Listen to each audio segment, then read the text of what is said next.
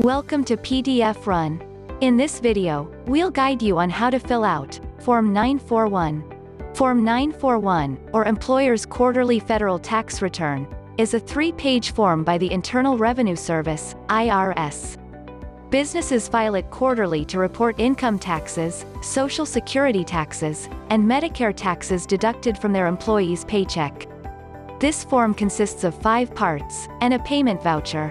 Please make sure to accomplish all parts of the form. To begin filling out this document, click on the Fill Online button.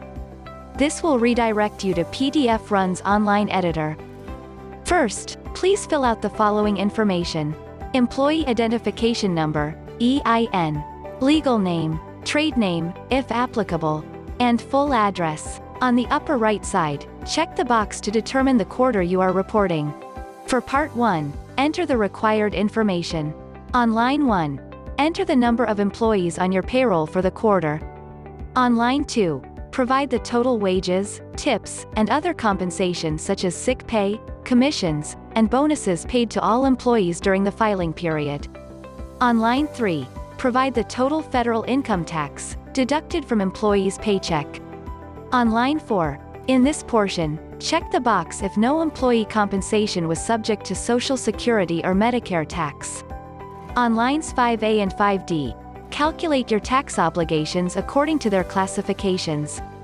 On Line 5E, add Column 2, from Line 5A to Line 5D.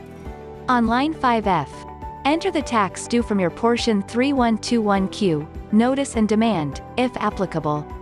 On Line 6, add Lines 3, 5E, and 5F. On Line 7, enter the total fractions of cents adjustment. On Line 8, enter the amount of the employee's portion of Social Security and Medicare taxes. On Line 9, enter the total adjustments for tips and group term life insurance. On Line 10, add Lines 6 to 9. On Line 11A, enter the amount of the credit from Form 8974. On Line 11B, indicate the non-refundable portion of the credit for qualified sick and family leave wages. On Line 11C, indicate the non-refundable portion of employee retention credit. On Line 11D, add Lines 11A to 11C. On Line 12, subtract Line 11D from Line 10. On Line 13A, enter the total deposits for the quarter. On Line 13B, please do not enter anything here as this is reserved for future use. On Line 13C, enter the refundable portion of the credit for qualified sick and family leave wages. On Line 13D, enter the refundable portion of employee retention credit. On Line 13E, add Lines 13A to 13D. On Line 13F, enter the total advances received from Forms 7200 for the quarter. On Line 13G, subtract Line 13F from Line 13E. On Line 14, enter the total balance due. On Line 15, enter the overpayment amount, and mark the appropriate box on what to do with it. For Part 2, enter the required information. On Line 16, indicate whether you are a monthly or semi-weekly scheduled depositor. If you are a monthly depositor, provide the applicable information on Month 1, Month 2, and Month 3 boxes, and compute the total liability for the quarter. If you are a semi-weekly depositor, complete Form 941 Schedule B, and attach it to this form. For Part 3, enter the required information. On Line 17, mark the checkbox if your business has closed, or stopped paying wages, and provide the final date you paid wages. On Line 18, mark the checkbox if you are a seasonal employer, and do not have to file a return for every quarter of the year. On Line 19, enter the qualified health plan expenses allocable to qualified sick leave wages. On Line 20, enter the qualified health plan expenses allocable to qualified family leave wages. On Line 21, enter the qualified wages for the employee retention credit.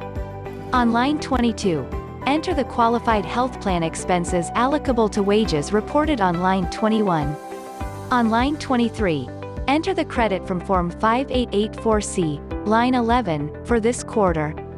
On Lines 24 and 25, please do not input anything here as these lines are reserved for future use.